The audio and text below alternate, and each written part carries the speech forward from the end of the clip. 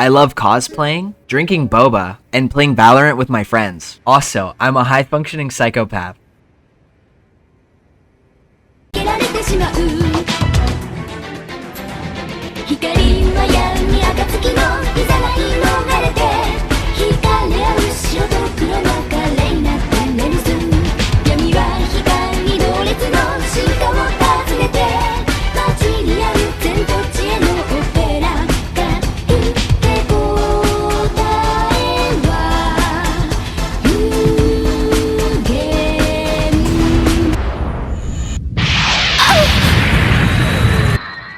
Hey, Sandcastle.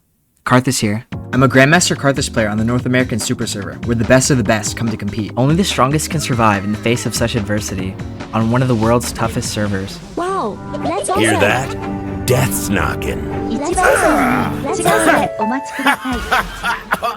Basically, we're looking at 200 years of human history, where the original creators of technology have unleashed it upon the world without any consideration for the potential consequences. When they made Karthus, they couldn't have had the proper foresight to account for all the joy and love that would come with that, to make the happiest factory on Earth. Spreading positivity, that's always been the goal of the Shadow Isles. To make these League of Legends players realize they aren't alone. There's someone looking out for them. An entire island, actually. Just for them. So what's Karthus about? Fatherhood. You manage 3 lanes occupied by your employees. While unpaid, we treat them like family. And by that, I mean abandoning them. Bye-bye. Every decision you make is bound to make someone mad, but that's half the fun. Embrace the hatred. They're using this competitive game to supplement social interaction, much like I supplement my need for violence. Acting as a beam of hope in an otherwise apathetic world. They guide their hands away from toxicity, replacing their need to type with a need to screw the backplates of iPhones. Before it gets better, it's going to get worse. A lot worse. But don't worry, we're in this together. Hard work will always pay off, and sometimes it's best to acknowledge your place on a conveyor belt, inching closer towards a fulfilling life. Unless they don't, in which case they'll be melted down for components. This isn't a big deal because they've already corded off a section of their brain to a game that doesn't care about them. At a glance, you would think they're playing this game to have fun, but in reality, they're setting themselves up for a torture simulator. They stopped having fun a long time ago, and now they can't quit. Free will probably isn't real. You're not a person, you're just chemicals pretending to be one. But that's okay, they're just a husk of a person, and that's pretty cool. From the Hegelian perspective, it might be an affront to nature, but it's all good, it'll be fine. They simply can't comprehend the scale of this operation. Speaking of things outside of human understanding, we really moved the goalpost with this one. Have you guys seen the new items? In this world. Be afraid. This new item upgraded the Requiem satellite to Mark II. Success is about giving back to the less fortunate, so we empowered them with 10,000 times the lethal dose of radiation. A major pain point of the Requiem satellite was that it was on cooldown half the game. Utilizing this technology, we made dreams come true, reaching never-before-seen levels of productivity. Now all of them will burn. Even the lowliest of destitute individuals are now fit to be cared for. Despite their shortcomings, we view them all as equal. When rendered into slime, they can become physically equal as well, not just in a transcendental way anymore. These North American players come in a colorful array of shapes and sizes, but after being processed at the Happy Factory, that no longer matters. We at the Shadow Isles are truly committed to a humanitarian cause. We look forward to working with all of you.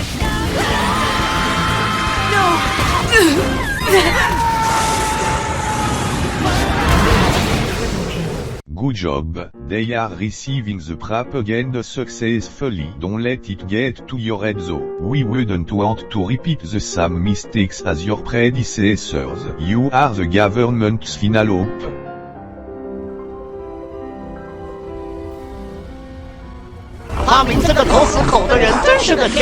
Rek'Sai is not one of those like wholesome chungus or whatever. Wholesome chungus. Wholesome chungus. You have no mana! Wholesome chungus. I knew all along. Walked on all the way to get here.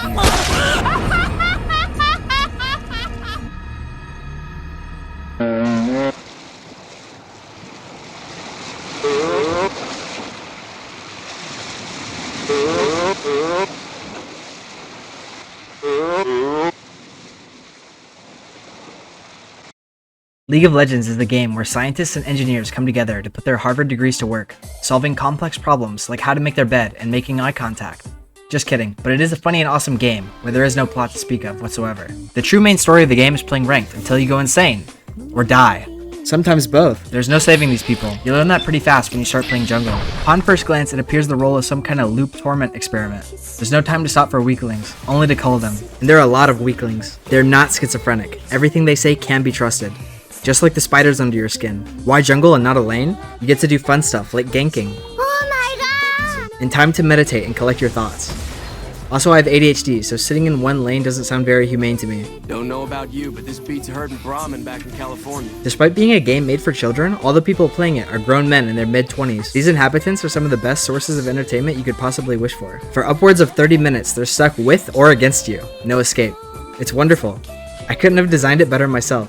Their team won't surrender, and now they're getting ulted on spawn. Trapped with no hope, just like real life. It fills me with joy when I see them stand completely still after Karthus' R beam appears above their head. Aww. It happens more than you think, and I'm always watching. I think it represents how meaningless their struggle is.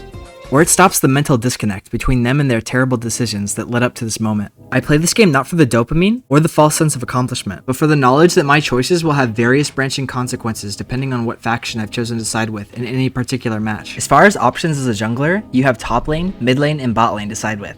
You shouldn't mistake top lane for an actual lane. It's really a detention center for masochists and old people. Only the truly self-loathing would willingly queue for this role. Independent, isolated, and repetitive. It has all the qualities necessary to create a rotten lane devoid of any happiness or XD moments. At least you get to look forward to chasing insane dopamine highs, such as getting a 2 melee minion wave advantage, getting a tier 2 tower at 30 minutes while your team ints for Dragon's Soul. This lane is really boring and terrible, and it reflects on the people that play it. But you get a perma 2 level advantage on everyone in the lobby, so you can probably get Challenger really fast if your champion is easy enough. They're motivated to play by the simple things. Some would call them simple-minded because of this, but I wouldn't recommend making rash judgments on an entire detention center full of people. Anyways, you just need to remember they're playing top lane for a reason. If you solely play for them, you're pretty much guaranteed to lose the game. But it's okay to pay them a gank every now and then. Just do try to keep in mind their allotted visitation hours. And don't have too much faith. The guards might just turn off the cameras again. Speaking of degenerates, bot lane is another really solid major faction choice, composed of 2 parts. The ADC. The ADC isn't a real role. Then the support. Some say that they aren't really playing the game, that the elo they've acquired from playing this role should be considered ill-gotten gains, and that they all suck, and any achievement they get should be undermined. This might all be true, but we need them to win the game, and money talks, and working with the support will get you a lot of money. They're basically the second jungler, with game influence surpassing me at times, unless they pick an enchanter. They may be exploiting champions created by Riot to pander to people playing on trackpads, but we still need their help, regardless of any conditions they might have. And finally, mid lane. This is a fine role, populated by the very distinguished nobility. Their skill is matched second only by their cunning, able to navigate the world how they see fit. Their only obstacle is each other. And stairs. Operating at such a high level, no one is able to keep up with their insane gaming skills. They're kind of like top lane without the ankle monitor. Unless they pick AP, then they should be put into the garbage disposal. But overall, a pretty solid pick if you're hoping for a good ending. So now that you've compiled all this information into your brain, you should know it's still possible to lose games. Not at any fault of our own. You're still subject to the solo queue matchmaking breadline. You're gonna get paired with some amazing and wonderful people. And then sometimes you look into their eyes and see absolute emptiness. Years and years of fluoride intake staring back at you. Fortunately, I'm backed by some pretty powerful organizations, so this doesn't apply to me. When faced with a losing game, we apply a wide range of psychological tricks to prevent would-be deserters from getting their way. Giving up will be your main enemy, and that's pretty much every game in Low Master. We're still working out a solution on how to fix this. We have something in the trial phases that looks promising. What I'm saying is you should get a feeling for how electromagnetic radiation affects your mind. A wise samurai once said not to train with weapons that aren't necessary. He was clearly referring to Karthus when he said this. All these win rates, stats, and builds don't matter. It's all nonsensical information designed to distract you from coming to your own conclusions. The stats, it do not matter. You need to study the blade in isolation. You need to find a champion that's spiritually compatible with you, and learn essential jungle skills, like taking waves when your laners aren't there, or advanced skills, like taking the wave when your laners are there. I once got to play with my favorite lizard, Lex Friedman, from the Joe Rogan Experience. He told me, stay curious, love all, and various bits of other wisdom. Lex has been added to our Shadow Isle company records. We don't intend to reclone him as of right now. We live in a world devoid of meaning. 死が満ちている。やるべきことは分かっている。もう迷いはない。 Business as usual. They're the perfect candidates for our small indie factory. Individually handpicked, like the components they'll soon be assembling for 1,000 years. Hopefully every day feels just a bit happier than the last. And I truly believe that it will, as long as they work hard enough. Oh, you saw the new employees? Don't mind them. They were just unqualified to be alive anymore. I'm so glad that we can make a real difference in this terrible, terrible world. Well, never mind that. I must focus on my journey. for which I have you to thank. I must stay strong. I did not imagine it ending like this, but I will not forget. We have plans to overtake Sneaky's cosplay market share, but for now we'll be focusing strictly on Karthus videos. So how did I get Grandmaster? I don't know. Press R? I'm sure you can figure the rest out on your own.